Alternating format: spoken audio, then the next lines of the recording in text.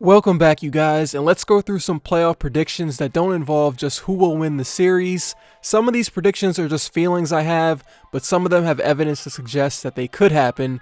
I'm expecting to go 0 for 7 on these, so definitely come back to this video and clown me when I'm wrong. My first prediction is that Giannis will average 30 and 14 in the playoffs. Giannis is going to finish the season with career bests in points, rebounds, assists, and shooting percentage. Bad defenses, good defenses, they've all gotten the work from Giannis this year, and I'm not expecting any slippage once the playoffs start. This season for Giannis is sort of feeling like Kevin Durant in 2011, Steph Curry in 2015, or LeBron in 2007. He's just a different player right now. When Giannis has the ball near the paint, you can almost bank on free throws, 2 points, or a double team, which will lead to an open 3-point shooter. Giannis with the ball in the paint leads to good things, and it's going to lead to dominant statistics. I'm expecting Giannis to shoot around 70% at the rim against the Pistons, but a lot of blowouts, so he'll have to get these numbers in the second round and in the conference finals. Giannis only played 32 minutes per game in the regular season, and you can expect that to go up to probably 40 once the playoffs start, which means crazy box score numbers. My second prediction is that Landry Shamet will shoot over 40% from the three-point line in the playoffs.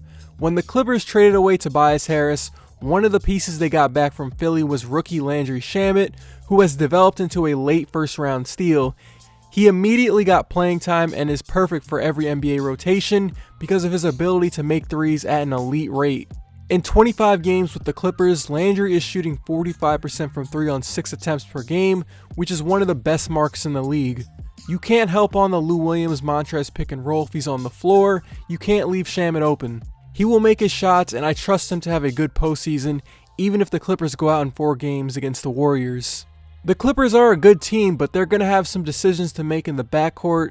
Beverly and Shai Gilgeous-Alexander are plus defenders, but they don't give you much on offense. If they bring in Landry and Lou Will, that gives them the offensive punch they need to keep up, but they're going to be giving up points on nearly every possession.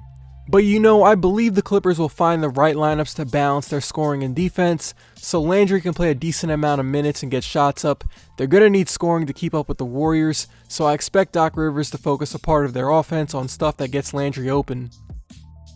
My third prediction is that James Harden will shoot a higher field goal percentage in the playoffs than the regular season. I know field goal percentage isn't the best measuring stick for efficiency. I do like using true shooting percentage. If you compare Harden's playoff and regular season field goal percentage, you can see his playoff percentage is lower than his regular season from the past 3 seasons. Since 2016, Harden has faced some of the toughest defenses in the league, and it's not going to be any different this year. He's got the Utah Jazz, who not only have a sound top 2 defense in the NBA, they have the possible back-to-back Defensive Player of the Year, then the Warriors in the second round if they advance. On paper, the Jazz might be somewhat of a favorable matchup for Houston. Houston won in 5 games last year, and Utah does have a bit more experience going into this season, but they'll have to face the same challenges as they did last year. They're playing the NBA's second best offense, and Clint Capella neutralized Gobert in last year's playoffs. Not to mention Ricky Rubio is going into this series banged up, and Dante Exum, who played Harden pretty well last year, is going to be out for this series. Harden has historically dominated in Game 1s, then he slowly falls off later in the series, whether that's teams keying in on his tendencies from more focused scouting reports or his body breaking down. Harden's percentages get worse from Game 1s. You can just check his game logs. It's just a feeling I have about Harden this postseason. Even if they get out in round 2, all he has to do is shoot over 44.2%. As I'm recording this part right now, I'm thinking about adjusting my 4th prediction about OKC making the Western Conference Finals.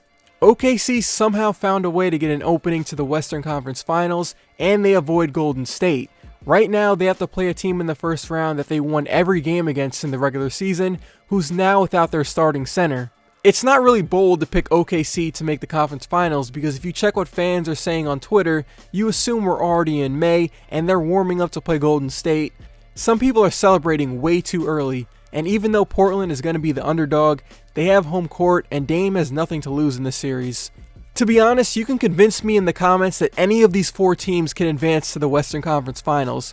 Portland does not have that safety net in Yusuf Nurkic anymore. If Paul George is playing average, OKC is an easy team to defend, the Spurs play like the Knicks in road games, and Denver is a first-year playoff team that is going to run into problems.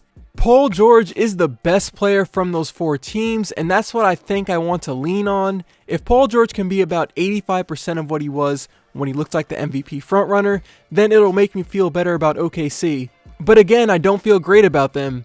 Steven Adams is playing slightly hurt, and it's something I'm going to be paying attention to.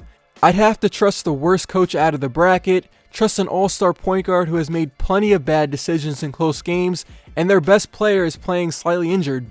This is by far my least confident prediction, and pretty much everything is telling me to not pick OKC. If they can't beat Portland without Nurkic, then there's going to be some tough questions for OKC to answer for, since they're in the repeater tax and pretty much stuck with this team for the next 3 years. Every team in this bracket makes me feel terrible, and I want to lean on OKC, but I'm picking Denver. I know I talked about OKC for this entire part, but guess what? I'm picking Denver to make the Western Conference Finals. My 5th prediction is that the Warriors will lose exactly 3 games before the finals. Now, last year the Warriors lost 5 games before the finals.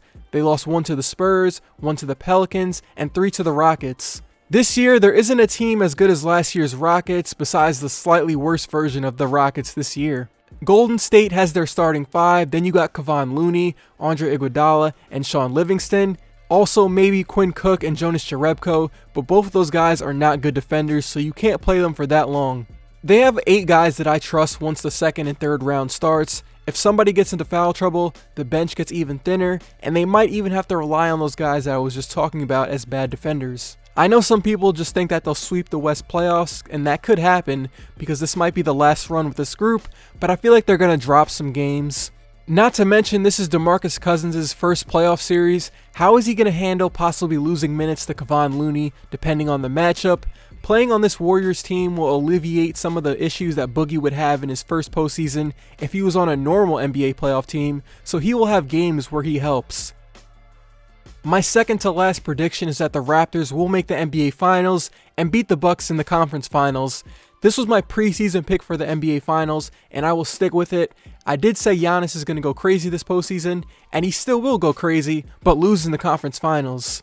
I think the Raptors are ready to put to bed the narrative of them underperforming in the playoffs.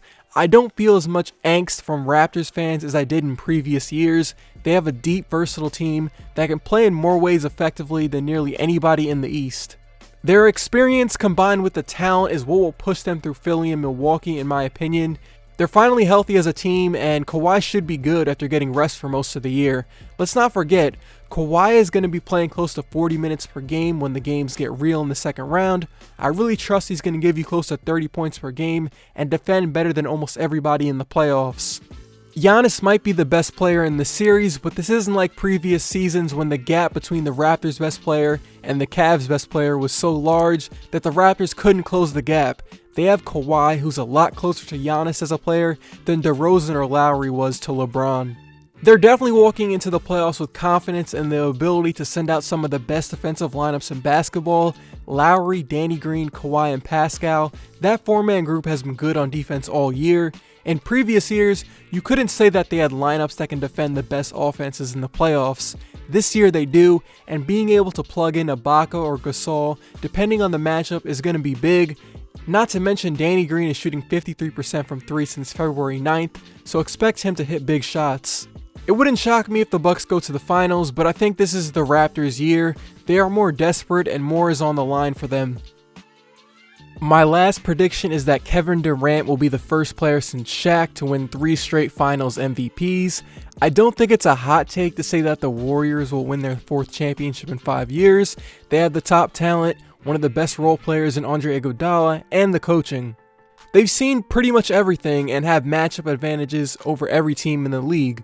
But the finals MVP discussion is one that will get interesting with Steph Curry and now DeMarcus Cousins in the mix taking away shots.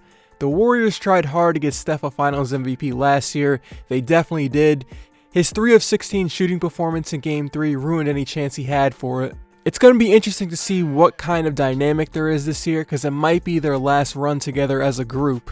My feeling is that the same thing is going to happen last year. Either the Bucks or the Raptors are going to focus on trapping Curry and trust their matchup of Giannis guarding KD or Kawhi guarding KD and then KD getting his points. Yeah, so I'm leaning towards KD winning his one-on-one matchups and getting his third Finals MVP. And that's it for me. Some playoff predictions that probably will all be incorrect. Follow me on Twitter if you want to. I will be tweeting during the games. It's been on the screen. It's in the description, so just go there. I should have another video out tomorrow on playoff X Factors, so be on the lookout for that.